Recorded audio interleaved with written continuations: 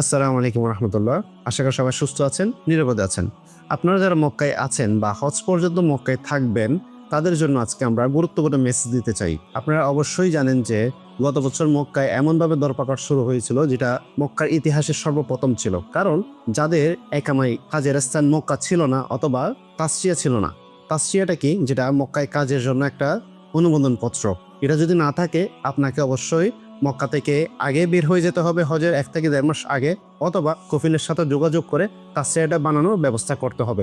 অন্যথায় আপনাকে পুলিশ যেখানেই পায়, আপনি বাসায় থাকেন, আপনি কাজে থাকেন, যেখান থেকে পারে আপনাকে ধরে মক্কার বাহির করে দিবে। মক্কার প্রত্যেকটা প্রবেশ পথে চেকপোস্ট বসানো হবে। আপনি চাইলেও তাসরিয়া ছাড়া কোনোভাবে প্রবেশ করা সম্ভব না। যদি আপনি বাইপথে মক্কায় ঢুকতে চান, সেক্ষেত্রে যদি আপনাকে পুলিশে ধরতে পারে, বড় অঙ্কের জরিমানা হতে পারে এবং সফর জেলও হতে পারে। সুপ্রিয় প্রবাসী ভাইরা, আপনারা যদি মক্কায় কাজ করতে চান বা মক্কায় থাকতে চান, সেক্ষেত্রে কফিলের সাথে বা কোম্পানির সাথে যোগাযোগ করে তাসরিয়ার ব্যবস্থা করুন। অন্যথায় মক্কা থেকে ত্যাগ করুন, কারণ তাসরিয়া ছাড়া আপনি মক্কায় কোনোভাবে থাকা সম্ভব না। ভিডিওটি শেয়ার করে সৌদি মক্কা প্রবাসী ভাইদের সচেতন করুন। মনে রাখবেন, সচেতনতায় প্রবাস জীবনের সুরক্ষা। ধন্যবাদ। সালামু আলাইকুম।